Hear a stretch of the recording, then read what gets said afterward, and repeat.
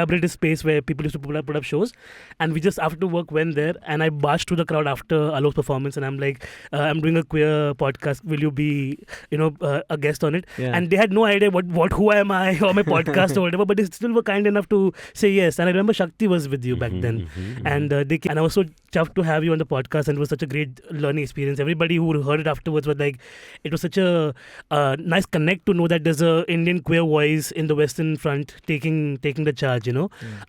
So I'm really grateful that we can have you today on the podcast, Alok. I'm excited to be back with you. Yeah, and also mainly because introduce Alok. No, but I'm doing it. I'm getting to it. I'm just like, so many emotions are happening right now.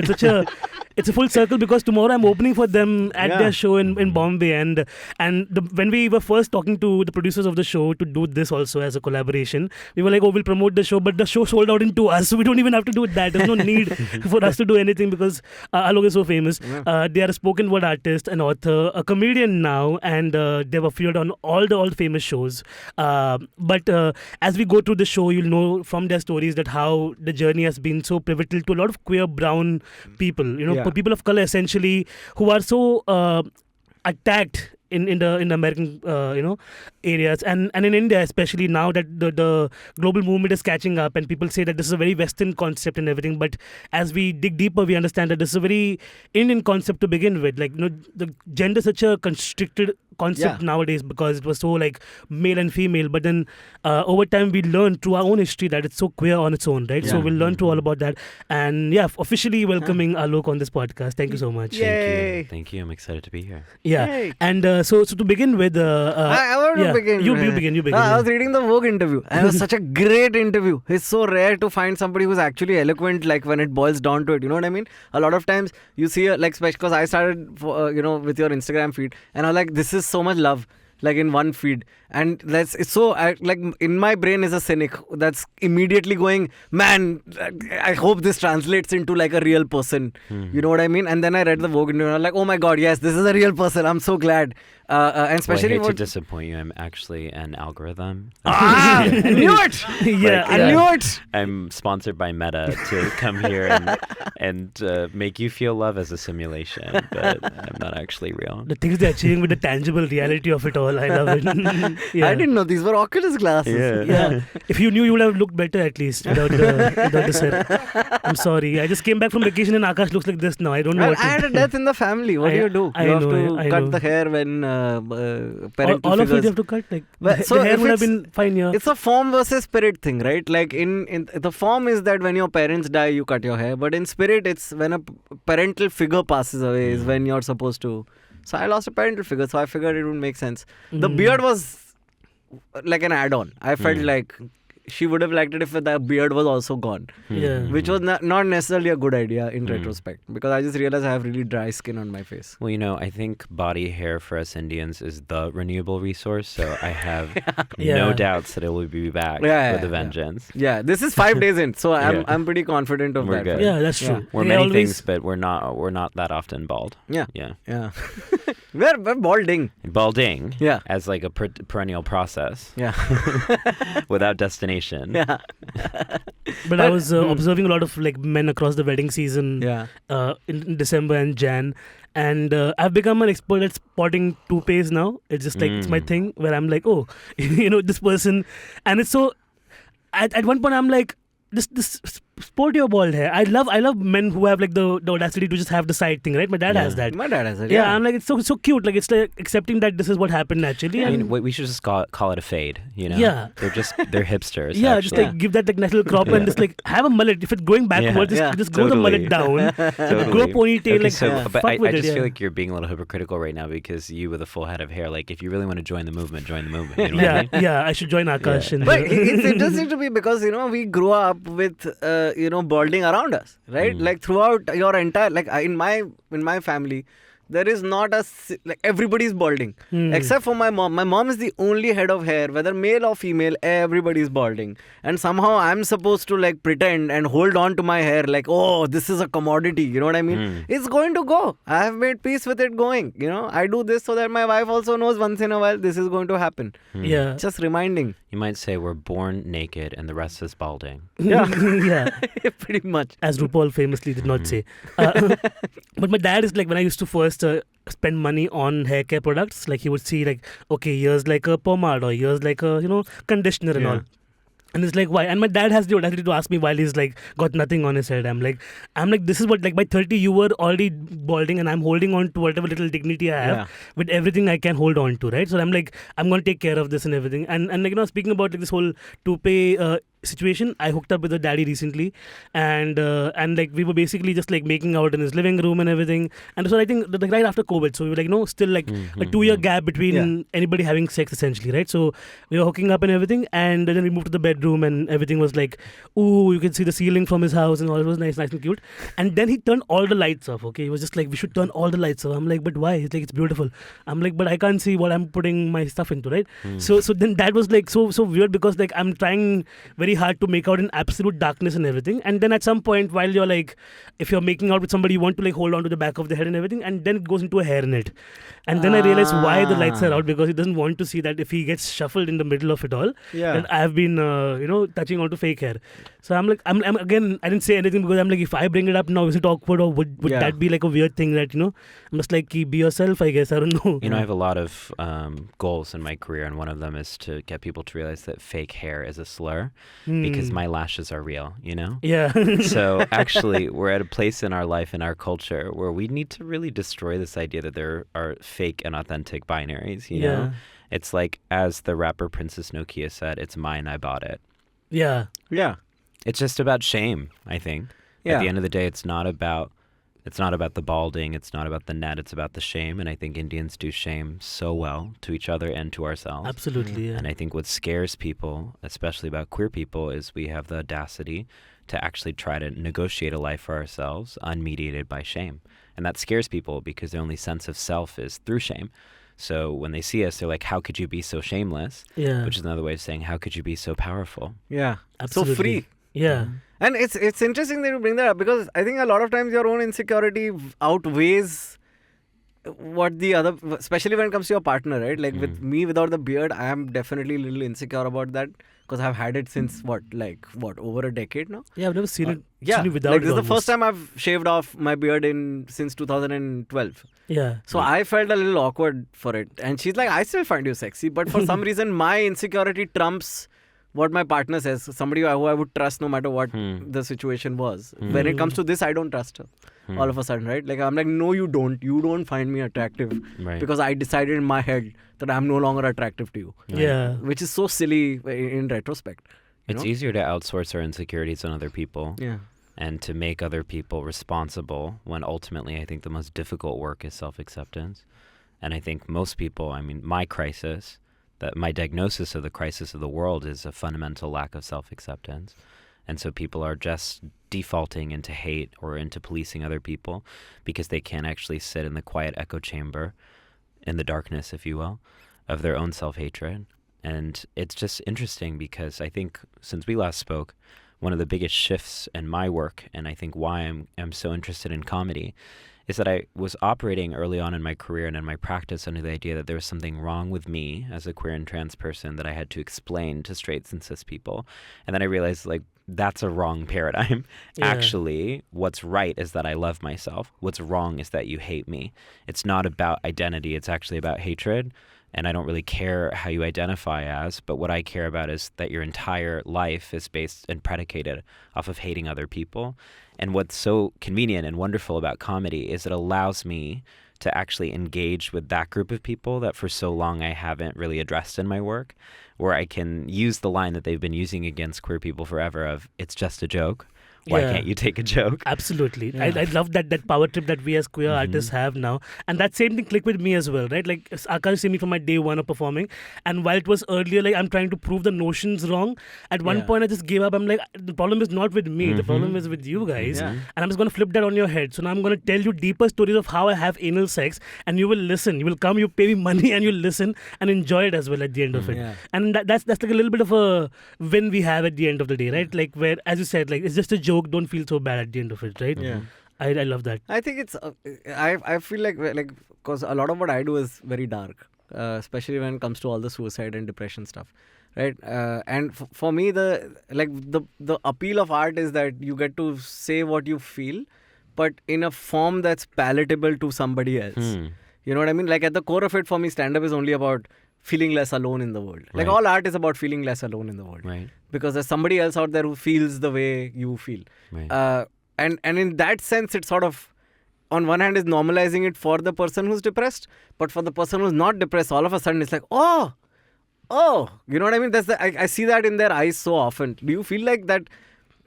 You know, like with certain things, that's definitely there. But with certain things, it feels like I'm digging further into my own echo chamber. You know what I mean? Especially when it comes to politics. It's like the more jokes I do about politics, the more I'm sort of cordoning off spaces for other people and pushing away people who are, say, on the opposite side of the fence. Do you feel like how do you mitigate that when you're doing comedy now? Well, I think it's about how you craft a set, right? Like, let's root this in an example. I just did a show in South Goa last week. It was 90% white expats, which was truly iconic. Yeah. There was totally a Nehru impersonator, like an old white guy who just dressed like Nehru. I was like, that's a weird flex, all right? And I haven't had a crowd where the average age was 65, I think, ever. It was giving geriatric comedy night, and I signed up for the occasion. They were not laughing at a single one of my jokes. It was truly humbling. And those are my favorite experiences as a comic, because then you have to abandon your set and you have to just go rogue and see what happens and try to build a sense of commonality. And so I started to weave in other jokes or weave in other ways of acknowledging to get them to receive the things that they were uncomfortable with. So I think that's what's so interesting about stand-up as an art form, is that very few people will agree with 100% of what you're doing. So what you do is you build connection around a shared value. And then once they're trusting you, that's when you accelerate or you move. So it's kind of like you have to really be delicate. And I feel like it's a very interdependent art form, because it actually requires your audience to be with you. So there have been, I've been on tour now for 8 months, so I've had all sorts of audiences. But my favorite ones are when I go to traditional stand-up venues that are super cishet and really patriarchal. I just did one in Austin, Texas, which is a frequent for like a lot of these like right-wing dudes in the U.S. And I go on stage and I say, I'm so excited to be at the best gay bar in Austin. Like, you know, you just really you get like so sensationalized. But it's just like it's like a kiss and punch kind of technique. And that's what I've really loved about constructing a set, is because it's no longer just about the one joke. It's how do you build an ecosystem around it. Absolutely. Like same thing, like, you know, if you have like an all-male front row in comedy shows, I immediately go for like, for me, it's a buffet table right here. And I'm going to have like my little pickings, because then that kind of puts them on the back foot a little bit. Like, you know, like to see that somebody who's openly queer can also take that space and own it is such a threatening thing for a lot of people. And I really thrive in that. But since we last spoke again, like the shift to comedy happened very organically also for you.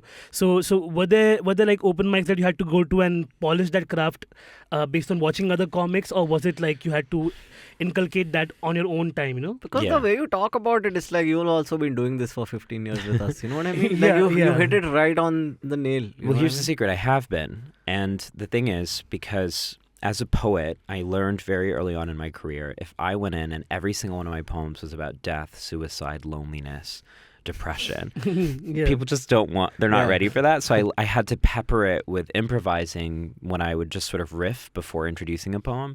And I noticed myself making jokes, but I would never call it comedy, because I associated stand-up with misogyny. I didn't actually understand that there were queers and feminists and really cool, rad people who were in comedy spaces. So then when I started to actually recognize, hey, I'm consuming the wrong kind of comedy, and I started to discover other queer and trans comedians, it revolutionized my own relationship with myself, because I thought that I was just the butt of the joke in comedy, and I didn't realize that we could actually use it ourselves. So then I started to do more comedy venues, and I was like, wait, these are my people. Because the issue with the tender queers and like the like emotional people, it's like, I'm like, yes, I do want to cry, of course, but I also need to take the piss at myself. It's a fundamental human right for me to take the piss at myself. I can't. The only way that I can cope with feeling so much, my astrological sign is Cancer, so I feel everything very deeply, is that I make fun of myself for feeling everything deeply. That's the only way that I can appreciate and approach the kind of grief that I feel in my life. And so I think what I've started to try to do now is to really assert that they both need each other. the kind of intense vulnerability and emotional expression that poetry instills and installs in us, and the flippancy of comedy. Yeah. And so I want to be both extremely earnest and irreverent at the exact same time. Yeah. And I think there are two sides of the same coin. Like both crying and laughter are essentially physical responses to something that you have no control over, and they just sort of start on their own and they end when it's time for them to end. You know what I mean? And with both of them, more often than not, the only thing that gets into the way of getting through that process is you noticing somebody noticing you. Yeah. Right. You know what I mean? Going like through it. with the death in my family, like I was at the farm with all of my friends and all of that. Yes, it was the 30th of December, so we're all raging to go. And like now I'm sitting cut to just, Yeah. you know, on a swing alone, crying into my wife's shoulder saying, how do I do the That life Pablo now? Escobar meme is you. Yeah. But like, Were you actually on a swing? I was actually on a swing. That's and so beautiful. Yeah. and it was... God and, is really scripting your season. Absolutely. Like, God is giving you really cute moments for your life. Yeah, but the problem was she was on a chair in front of the swing. Oh. So I would dig into her shoulder, but then the swing would come back. Yeah. That's just a metaphor for love. I don't know what it is. Yeah. And that swing Balding is and depressing. love in Yeah. India on a swing. That's hilarious. Yeah, I think and it makes sense also. I think there are certain things that you should do in your life where you have less control, if not no control. You know what I mean? Like skydiving or a comedy show. Because in a comedy show, I've seen so many people walk into the middle of the show, they're not laughing, and at some point they realize nobody's looking at them anymore. Yeah. And then you just sort of see the crossed arms sort of come to the sides, and you see the person slink into the chair a bit, and then suddenly they loosen up and they start laughing on stuff that they would have laughed at from the beginning if they didn't think, you know, even if it's a family watching me, I make them sit separately. Yeah. So I'll put the kids in one corner and I'll put the parents in one corner where they can't see each other, and then you should just see them like they fucking bloom, dude. You know, one of the ways that my dad really annoys me and shows love for me at the same time is he spreads my tour dates to our extended family without telling me. And so I just find myself all across the world in this extreme conundrum where I'm being extremely crass on stage, and then I see my like auntie G in the front, and then I feel the need to like just like touch her feet or like bow down or like introduce her to everyone and be like, oh my God, I'm so happy. So at one of my shows, I had a group of my family at a table, and I could not stop looking. Like I felt the shame, and I was like, oh my God, am I about to talk about this in front of them? And then afterwards, rather than speaking to me, they gave me Ziploc bagged of food for me to eat afterwards. So I was like, okay, we all have our own ways of engaging. Yeah. That's fine. That's their way of saying to you, it's okay. But Yeah. that's their, it's their I love you. You know what I mean? It's Like, their gay pride parade, let's be honest. Absolutely. Yeah. The food is not coming at my face, so we're working at a great place. Like in the beginning of my comedy career, I would have a lot of my church friends show up, you know. Yeah. And my family have always made a little like embargo, like you never can come to my comedy show because I speak some shit. But like my friends are okay, and for them to find out I was queer was so funny because they would still not believe it after the show's done. They're like, this was all like make believe, right? You're not Right. actually gay. You're not sucking dick, right? And they're asking me, Like you don't Indians know. also swing away from the truth a lot as well. Yeah, Love yeah. balding and the truth. Exactly. I once had a grand aunt who watched videos of my entire show and said, you doing such a great character study. She thought I was acting someone else's monologue. Yeah. So even now when people are like, this whole angry homosexual stick Navin is doing is It's done not, good, yeah. it's true. This is me. I don't know how to say that anymore. Right. It's crazy. Yeah. It's Oscar worthy. I really felt it actually. Yeah. You know, I get angry and I suck dick. And that's why. This is something I realized, like, because I got married this year, so a lot of observations are coming from there. But like, you know, it's about how they see you. You know, your family is always going to see, when they look at me, they don't see me. They see a kid. You know what I mean? Same with my, my cousins and stuff. They're like, oh, you got married. We realize you're a whole person. And I'm like, I've been a whole person this whole fucking time. Right. For the first time, you just look at me as an adult person as opposed to just your kid brother. Right. And suddenly that's, I think, what makes a lot of the difference, especially when they watch us on stage. Like, I don't encourage my parents to watch me on stage because I know they're not gonna. For them, it's still like, because I would never talk like that at home. I do not have the balls to talk like, I can't say fucking and all at home. My father will slap me. It doesn't matter if I'm 30 or not. Yeah. You know, so then suddenly they see it on stage and they see it working, and then I'm touring all these times. Then over time, they just had to kind of like consolidate that idea that, okay, Right. there is this guy that lives in our house who happens to be our son, and I guess he's just gonna be that guy there, and he's gonna be our son here. Yeah. Right. I had a really funny dad experience where I had a really great opportunity. I sold out 2 shows at the Kennedy Center, which is one of our biggest performance venues in the U.S. Yeah. So my dad was like, "I've got to come," and I was like, "Okay, like let's figure this out." So he comes in a beret, and I'm a little mortified, but I do the perfunctory Indian acknowledgement of my father, and everyone's like, "Oh my God, a father accepts his faggot child! Like that's so amazing! Wow, progress, right?" Yeah. So then afterwards, I'm really trying to fish my dad for feedback. I'm like, "What did you think?" And he said, "Well, you're more rehearsed." I said, "What kind of..." And the jokes just write themselves. Yeah. I could literally be on stage doing anything, like spinning around naked, and my dad would still not express an emotion to me. So that's where I'm at. So even give me anger. Yeah. I want some expression. He's being annoyed at least. And so then, of course, I complained to my mom. I'm like, he just said that I was well rehearsed. And then she complains to him. And then I get a long WhatsApp message from him. He said, "I did not say rehearsed. I said measured, which has a different connotation." And then it becomes about semantics. Yeah. So that's where I'm at in therapy with my family. And what about my act? Like in I this entire know. thing. Yeah. All that gets lost there is me. Yeah. No, but I've gone down that, and you don't want to go down that road because you'll push him. Eventually, my dad said, "Arey, you're not funny." Right. And I was like, "No, Exactly. that's even worse." Exactly. I don't. I think he also said, people chuckled. I was like, "Dad, they can't like guffaw the entire time. I wouldn't be able to get through the set. It's a slow build." Yeah. So one of the things that used to make me laugh as a child, like, and this is like something that was such a weird, like, so we grew up Mangalorean, right? Konkani people have like their own little pop culture thing going, like, they have their own singers and musicians and all. And there was one singer who would do like a cross-dressing art called a character called Tina, okay? And this whole thing was like, "Oh, I'm a pretty girl and everybody's like after me and I'm gonna reject everybody." And my uncle would play that to make me laugh as a child, okay? And then of course I grew up, and then we all developed like our own understanding of what it is. And then you see it on TV where like cross-dressing is used as a joke. My mom is like, "This made you laugh as a child, but like remember that." And I'm like, I'm trying to forget all of that, right? Like it's such a weird memory to have, right? Like that was okay, and she's like, "Now do something like that." No, I'm like, "No, Mom, I'm trying everything to like not do any of that, Like why? Like she's like, "Why can't you be on Kapil Sharma?" I'm like, "Because I'm not that comedian. I'm trying to fight the entire system of like punching down on people, and that's why like it's such a Same for my parents. I'll never show them most of my, like I'd probably share something like Cyrus and I do on podcasting, maybe a little bit of that. And then recently I wrote something for History Channel. Okay, my entire lifelong wish was to write something for History Channel. I don't know why, but I wrote something with it. And I told them like I wrote something for History Channel, and this song is going to play on. That's actually really beautiful. Congratulations. I know. Thank you. Manifestation is real. Yeah, it's like I wrote about the history of Zumba, like the dance form. Super duper. Yeah, it's such a random thing. This, yeah, so I got this gig and I wrote for it. I told my mom and dad like this is coming out, and just watch it. It's going to be like I wrote it entirely. I've written it. My mom and dad watch it and they're like, "But where were you in it?" And I'm like, "You're missing the point." Did you see the end said script by Navin Narona? That matters. Like I wrote a script and they're like, "Okay, we thought you were there in it, so maybe if you were there in it, it would be." Basically, they wanted to watch you doing Zumba. Yeah.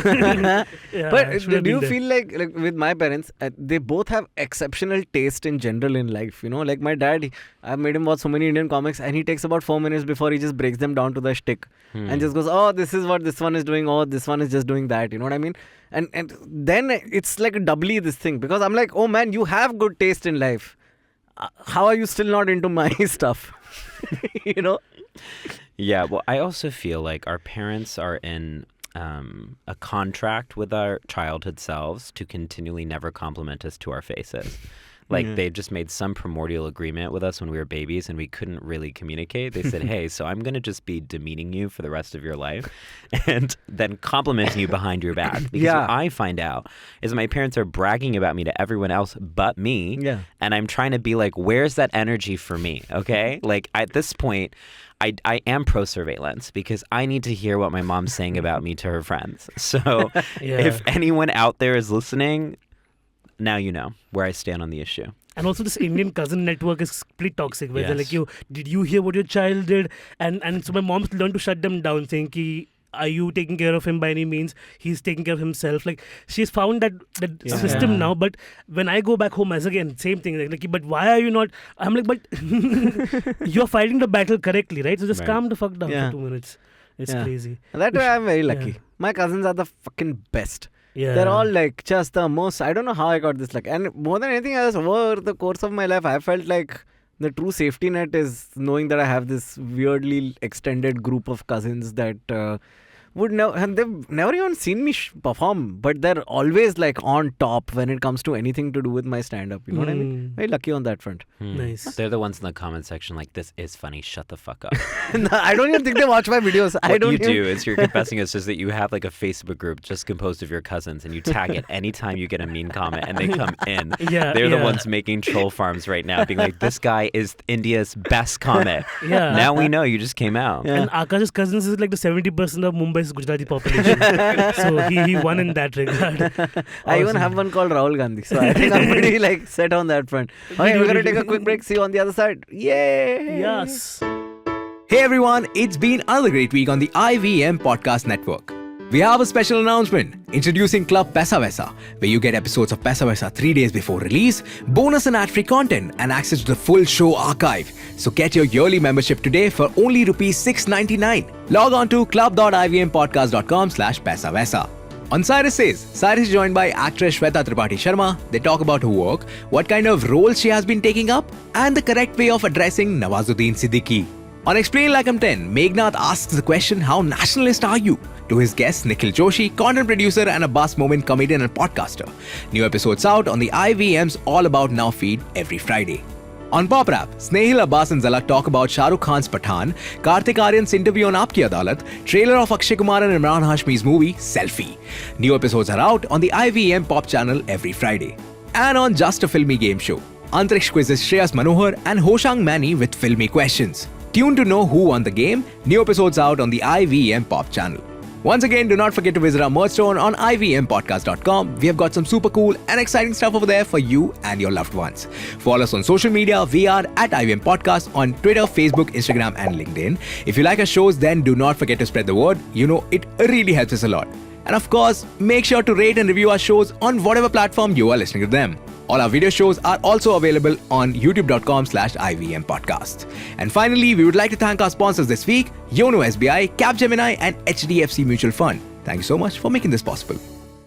Welcome back, second half Varta Lab. New year and new guests and new fun times. Yeah. Today we have ALOK V Menon. You are a combination of two of the hairiest culture in Indian history actually. Yeah. Keralite and Punjabi. Yeah. So I think that's like a given.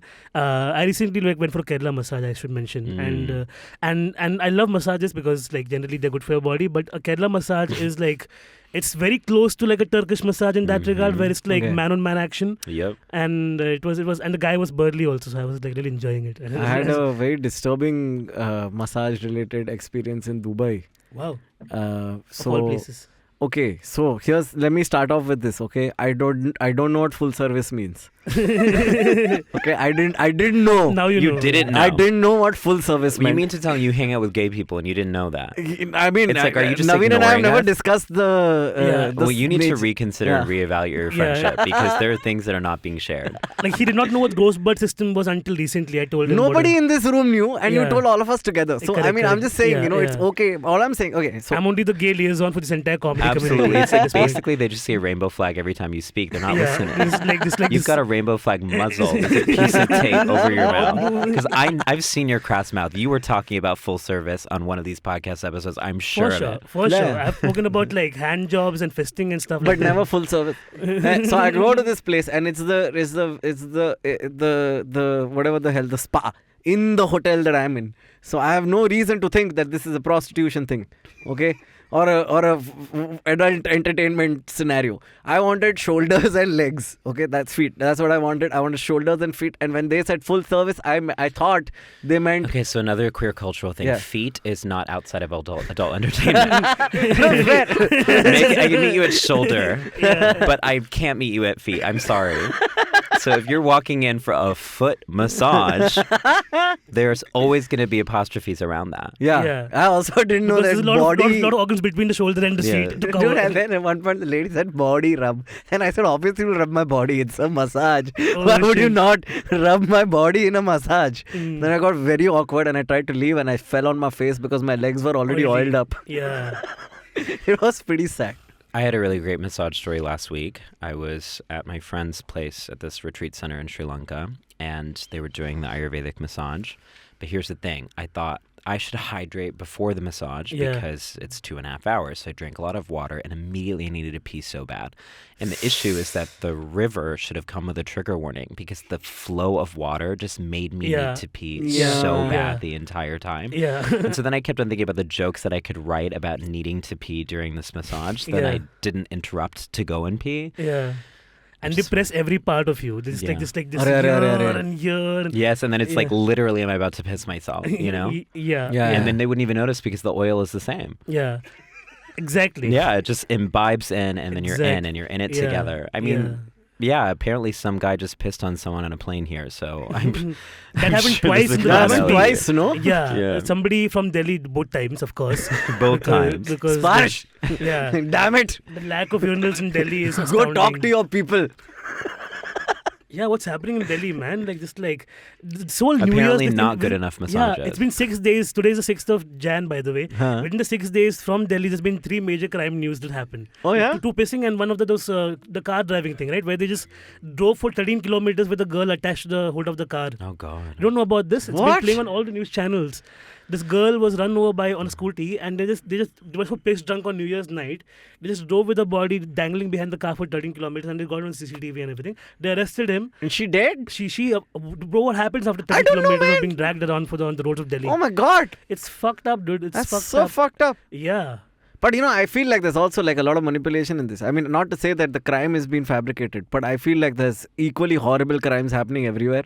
And then the news sort of picks like, okay, this is what we're going to go with this week. But this is 2 states. He drove from Delhi to UP, so it makes sense. Like, it's just, the crime happened across 2 states. And it's pretty scintillating. 2 states. Where do you hear more crime like this happening? Like, I know, of course, this news, like, if you scan the entire paper, you'll find pockets of India that are pretty fucked up. Yeah. But this is very concentrated. There's a thing about the cowbelt. Yeah, That goes without saying. The yeah. average crime that's happening there is probably a lot worse than the average crime that's happening here. And there's a very matter of fact thing also. Like, like if you have any friends in Delhi, they just tell you कि वो 2 building नीचे किसी ने जान मार दिया था अपनी बहू को. Like, they just say it like a matter of fact. If they poison my dog on the streets, like it's just like what the. No, this is the thing with Delhi NCR. Like that's the one urban region where I've played venues where like I come back to the city 3 months later and the venue's shut because of a murder case. Or, you know what I mean? It's like literally there was this one place called Lost Lemons in Noida. In Delhi, you're not allowed to tell people that they're killing it. You can't. One must not. Don't tell anyone to break a leg. Oh no. We only need like uplifting. They've already support. broken the leg to get here. You know what I mean? They've already done their share of violence. Yeah.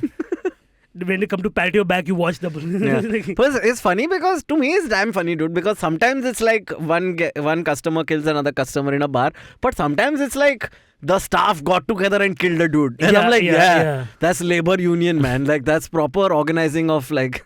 People into a fucking to murder some dude. That Noida case I will never forget, dude. I'm talking to the organizer. I'm like, man, I don't know if I want to perform at this venue again. And they're like, it's okay, it isn't there anymore. Like it's gone. The staff murdered a guy.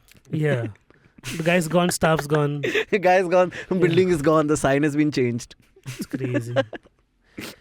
But you're from Texas. You're pretty much the Bible Belt of America. Yeah, you're in the cow belt of America. Yeah. Yes, absolutely. It's just like every day there's a new disaster there. It's wild. And I made the unwise decision to move back to Texas for 10 months at the beginning of the quarantina. I call it quarantina. It was so traumatic that I need camp to survive. Yeah. And I was back there during the 2020 election. So it was really pretty intense. We didn't have a lockdown because people just took their guns to their tattoo parlors and refused any shutting down. So it's like nothing actually changed whatsoever. But it was an experience of little homo on the range. That's the only way to describe it. Anytime I would see any queer adjacent person, I would start crying just publicly on the street. I'd be like, it was humbling. I think it was very strange at this point in my career and my life where I'm so visibly queer to have to kind of not be able to be myself for a sustained amount of time. In the beginning, I was like, oh yeah, I'm punk, I can do this. Like, gender's not what we look like, it's who we are. And then I was wearing cargo shorts 4 months in, and I was like, get me the fuck out of here. But so tell me one of your favorite celebrity interviews that you've done. Like I've seen you, like like jamming with like all the big people. So who stood out for you? Who was the most, as you would say, like not abrasive, because like sometimes that happens where like they fish for queer people just for the fact that okay, this gives us brownie points, the pink money comes in.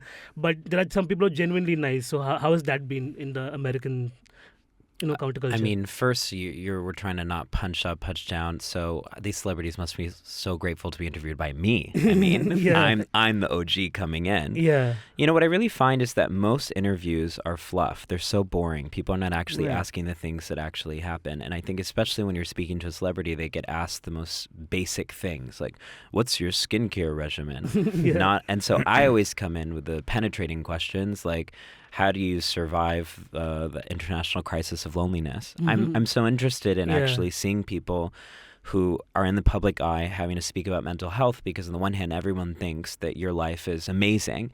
And so if you at all, everyone says, I don't want to be seen as complaining. I don't want to be seen as complaining, but that's not how mental health works. You can have everything in the world and still hate yourself and hate your life. Yeah. So I think one of the most humbling experience that I've had is just meeting to some of the most famous people in the world and being like, wow, I am so glad that I don't have your life. I know everyone's trying to aspire towards this, but Yeah. this is Yeah. awful. Yeah. You can't leave your car without people like literally taking photos of you. Correct, I yeah. I would like to think I want to keep the slow simmer of fame where I choose when people are taking photos of me so I can maintain that I look good. Yeah. Because looking good 24/7 is a difficult enterprise, For so sure, I will yeah. just really be in an ugly outfit, and I know that would be in the front of the paparazzi. They'd be like, this is why trans people suck, because Alok looks nasty in this outfit. They would come after me single-handedly. It's a lot of obligation to represent an entire community and have to be fierce all the time. Yeah.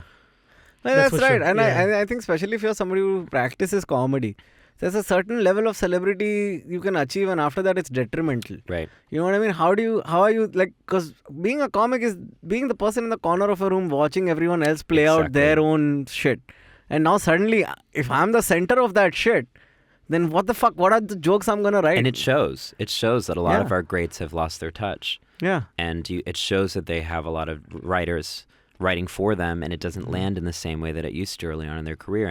And so much of my art practice has always been about the sort of metaphor of sitting on a park bench and looking at the world and being like, I love humanity and I hate people at the same time. Yeah. And so now it's getting harder because someone comes and interrupts you at the park bench.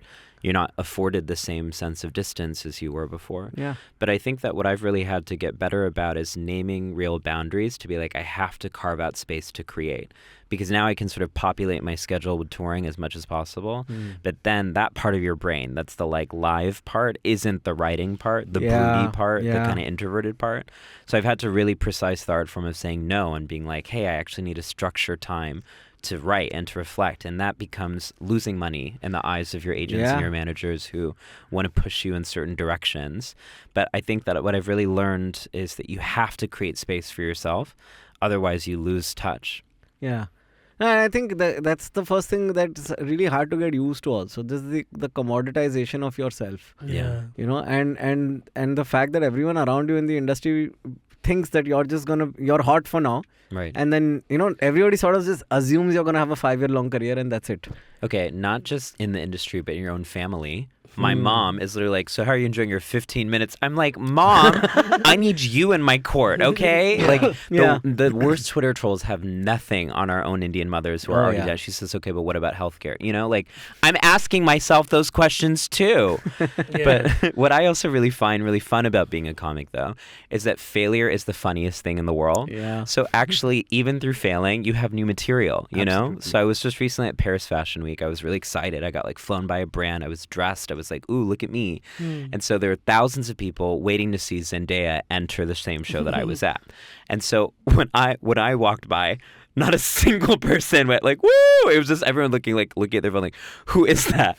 Like Googling, taking a photo, Yeah. nudging people like, what is that person? And then the minute that some like Hollywood starlet's next to me, I was like, oh my God. Yeah. And I thought it was the funniest experience ever. So that also is really great because Yeah. it gives you, once again, a kind of armor where no matter what's thrown your way, you're like, wow, thank you for this material. Yeah, absolutely. Absolutely. Hey, jinx. But like we Can't jinx someone on a podcast, Navin. shit. But you spoke immediately, so you just broke the jinx. You So can cursed pinch me. for 7 years. But we can't end this podcast without discussing the recent slate of transphobic jokes that most of our growing up comic idols only have now turned against us in a way, right? Like this feels like, and a lot of people will of course come up to me in the scene and be like, "What do you feel of Dave Chappelle, or what do you feel of Ricky Gervais, or what do you feel of like all these guys defending by releasing more material to defend their friends, like Seinfeld also for that matter." So like I always say that, listen, it's up to them to like figure out how they pursue their comedy, because if this is the thing that makes them want to lash out at people more so, then there's a problem. There's a problem that we have somehow as queer people not been able to explain to them uplight so much that they hate us to the point where they'll make jokes about us, right? So where do you stand on that entire thing? Yeah, my show is a direct response to that. And I'm talking about how we need to protect jokes from men in pants, because I'm so disappointed in so many straight cis dude comedians who have completely lost touch with what comedy should be about. The history and tradition of comedy was always people who were disenfranchised from mainstream media to actually be able to speak truth to power. Yeah. And then what happens is that people get power in their comedic art forms and they just become ambassadors to the status quo. Yeah. They're not actually committed to transformation. And what they think is a hot take is not a hot take whatsoever, especially in the US, where we have 332 pieces of anti-trans legislation relying on the same premises as their humor does. Correct. The idea that trans people are inherently dangerous or that we're funny looking. So there's nothing avant-garde or interesting about saying that, when in the state of Texas, where I'm from, they're trying to pass laws that will essentially criminalize us for existing in public space. So for me, it's not that their humor is politically incorrect. I think that's a derailing. It's that it's just bad. I really think that jokes that are funny are actually jokes that are rooted in love and transformation. I make fun of myself. I make fun of trans people. I don't believe any community is beyond reproach. Absolutely, yeah. But it's done out of love. But when you see these shows, it's not done out of love. Yeah, it's done out of resentment. Yeah. And I also feel like it's sad because so many members of the trans community have reached out olive branches over and over and over again, being like, hey, do you want to come and learn why this is harmful? Do you want? And then there's been no attempt for redress. And I'm the biggest champion for redemption. I believe that we all change, and I think that's the best part about being trans, is that I know that change is possible in myself, so I see it in other people. But when people willfully refuse to change, we're left, actually, as consumers of art, to actually have a sense of responsibility. This is not the kind of stand-up I believe in. Yeah. And so the way that I'm curating this tour and all of my tours is uplifting voices in comedy and poetry that have been disenfranchised, that I think are just as talented, that are offering material that's actually funny, not misogyny. That's for sure. And I've been noticing like the tour thus far has had like Priyanka Paul, Daniela, all of our friends. Your friend Elsa is their name. They're harpists. They're harpists, dude. That's so amazing. I'm gonna see them tomorrow as well because I love Your harps. harp is part of your act? Yeah, opening act. It's so cool. I hate you. Yeah. Fucking compete with my words. Yeah. And It's not a competition. We're all collaboration. We're supporting Yeah. each I other. hate you more now. And that's the thing, right? Like we run a little queer mic also in the city and across the country now called Queerated Comedy. And initially it was just like whatever, maybe 2 or 3 people will come and see and do a whatever thing. But like every month we do now like a show, and people turn up every month to see the lineup, and more queer voices are coming and performing with us. And that's the power of it all. Like I think my dream, like I remember watching this documentary on Barry Crimmins, who was a comic from the 80s, who created a safe space where people who were either abused as children, or maybe they were queer, or maybe they were trans, or maybe they were misunderstood in society, and they all got to have the little bit of 5 seconds of fame, so to say, according to our moms. But they all had that little commune aspect to it, right? And that's what my dream was from very beginning in comedy, was to create a space. Even when I can afford to, I'll run a room where I actually want everybody who's from the alt space in comedy to come and do their thing. I thought you were saying to come and do Zumba, and I was really with you, and now I'm not. Nah. Okay, so we'll do Zumba first, and then we do Thank comedy. you. There's a cool down Work mechanism. up a sweat. Yeah. Work up a sweat, yeah. Yeah. And my mom will finally be happy with my Yes. career. Then we'll put that on History Channel. History That's Channel. the documentary History Channel wants. Yeah. Is Navin doing Zumba? Was he an alien? We'll never know. Did aliens invent Zumba? Yeah, it's amazing. I still love those shows. So yeah, Alok, what's the plan after this? Do you all? I mean, you have a show now, but like Yeah. in general for the next 6 months. Yeah. Yeah, it's. I think I was so bored during Quarantina that I took on the most ambitious tour of my entire life. So I've literally done over 150 shows Yeah. Oh, yeah. in almost 30 countries in the past 8 months. I was in Namibia, I was in Romania, I was in so many places where I don't think people understood what I was actually saying on stage. Yeah. And it was one of those moments, are you laughing at me or with me? But whatever, the crowd loves me, you know? Yeah. And now I'm on the precipice of the end of it. And so existential crisis is entering the chat. And I'm like, should I book more tour dates? And then I'm like, no. No, yeah, And don't. Yeah, I think Yeah. that's something that I It's a trap. really think a lot about is mental health and being a performer. When you get so much validation when you're on a tour and you're like, people love me, and then you have to be back by yourself, and that discrepancy is so stark. It And is. then you're like, no one likes me. You need that instant validation, and I'm trying to really learn how to be more gentle in that transition with myself. So my plan is every time anyone asks me what's next, I'm publicly holding myself accountable to saying I'm taking a break, I'm Yes. resting, Yeah. and I'm gonna like create new things out of a place that's not reactionary and that's actually well slept. Yeah. Yeah. And in a very long time, I took this vacation after like Yeah. working for a year relentlessly, and very consciously I had to be like, okay, no phones, none of this, you know. And my partner was with me and just like watching me like a hawk. He's like, no matter what you do, this is something that you won't be allowing yourself to do. Yeah. Just like fall back into the trap, because I'm a workaholic in my own sense, right? I'm like, okay, now to plan the tour again, I have to go Yeah. back on the road again. Yeah. And that's what the thing, like, you know, as you said, like coming back to the resting aspect of it, or like after I've done a bit of traveling and come back to my family, which is my cats and my partner, it's such a weird situation because I want to be with them, but at the same time when I'm eating my food, I'm going to wear my headphone, I'm going to wear my this thing, and I'm going to isolate myself from everybody watching Yeah. something. And he's like, you realize what you're doing right now, like, you're just cutting away everything because Imagine dating us. Like, Yeah. it must be horrible. yeah, we are horrible. like, Yeah. I keep warning everybody, if they continue to do it, it's them on them. it's man. on them I don't only, give a yeah. fuck. Yeah. But like, it's for me, it's computer games, right? Like I go on tour for 6 months and it's ridiculous, and I'm dead, and then I come home for 1 month. I just like from literally I wake up, I have breakfast, I sit in front of the computer, and I play these mindless games which involve no real Yeah. like contemplation on my part, and that's when I'm actually just sitting and sort of like reflecting on the last 3 months. Synthesizing. Yeah. Yeah, I feel like what my comedy writing practice is I see funny things, I write them on my notes app, and then when I'm finally able to look at the notes app months later, I don't remember what that thing was. Yeah. yeah. And then the joke comes from like, what was that? And then I imagine what it could have been. Yeah. And so I've been meaning to do that. I have like 400 notepads on my phone that are Yeah. like screaming at me, being like, you're going to lose your best jokes. Yeah. Shut up and listen to me. I lost an Yeah. entire book like that. I told you about the rickshaw story, right? Like where I just got up to buy smokes, and my rickshaw guy just drove away with my bag and my entire book of jokes And cash. and cash and some pot. Fuck. But The everything- jokes were more valuable. Absolutely, and then it's all gone now. Yeah. You'll get it back. Yeah, I feel this is a insecurity we all have as people who are creative because of the fucking apps, dude. Yeah. The apps want you to put something out thrice a week, so you keep putting yourself on this fucking pressure ride of, oh my god, am I creating enough? Am I creating often enough? This defeats the fucking purpose of what we do. Okay, but also the apps have helped us out because now they've made people's attention span and memory so short that you can reshare the same content a month later. yeah. People are like, whoa, you're really prolific. Yeah. They don't even notice. Yeah. That's Do you good. feel like the apps are contribute more to love, or they contribute more to just sort of this increasing sense of isolation?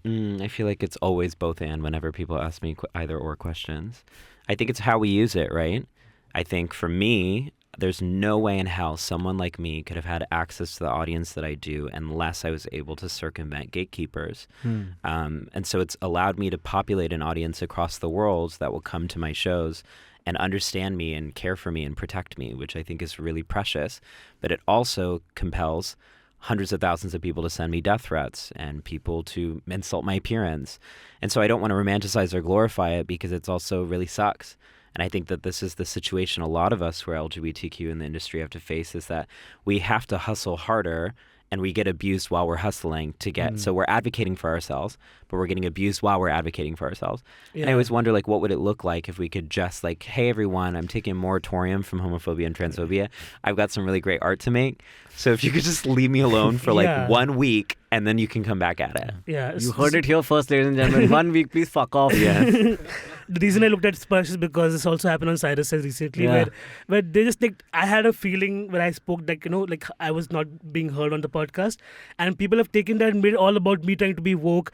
And then the worst part was them saying, ki, oh, male PMS is true, we've seen him today, okay? So it's just that like you insulting my people and the women at the same time, like just like understand where people are coming from. Like this, if like it takes harder. Like we try our best to represent an entire group of people, and we don't say, I never said that I'm speaking for the entire LGBTQ population ever. I'm like, this is my And little, that's also undue pressure. yeah, you know it's what I undue mean? pressure. And I'm just telling my little pocket of my story, and every time I'm trying to defend something that is very horribly transphobic on the show, they're immediately like, but you are like, you're too woke for this show and you don't understand the chaos and everything. I'm like, I understand everything, but just understand my side of the story. Yeah. If you never give us the chance to tell our side of the story without being constantly, I mean, I berated feel like that. it's actually a rule at this point. If someone just uses the word woke without actually speaking about a specific context, then they're not Yeah. actually committed to the context. Yeah. It's just become a catch-all Yeah. that Yeah, people it's an use. insulting term. Yeah. Yeah. It's just so bereft of anything, Yeah. so to say. I think it's like, I feel it's always unfair. You know what I mean? And I feel that on some level, but I feel like for you, it's like on a whole fucking different level. It's like me getting caught smoking pot.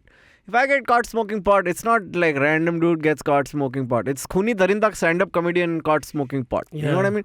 And if it's anything else, it's just, dude does something. But for you, it's like constantly this added fucking gay man caught with whatever. You know what I mean? So it's just all of a sudden you are forced to be the representative. In my case, it's gay man caught with political dick in his mouth. Just to fill in the blanks in case you're all missing dick it. is political. Yeah, in my mouth for sure. It tickles my politics. But yeah. Political. Yeah. I But love yeah, you. RIP Okay. to all the people who lost their lives since the last New Year's. My mom has just been telling me all these, like, she came back from a funeral today. And I'm like, who died? Lot of She's- deaths, man. Lot of Lot deaths. of Like, deaths. these people Last are 2 weeks, lot yeah. of deaths. Yeah, so hold on to your loved ones. And Hold on. while you can. Love more and Yeah. love often. Yeah. Hold on to your best jokes. Hold on to your best jokes. Yeah. Don't lose your jokes in the rickshaw like me. And go watch an ALOK V Menon show when they're touring in your city. Yeah, absolutely. They've been to Romania, so they'll definitely be to your Be city. wherever So, you are. Yeah.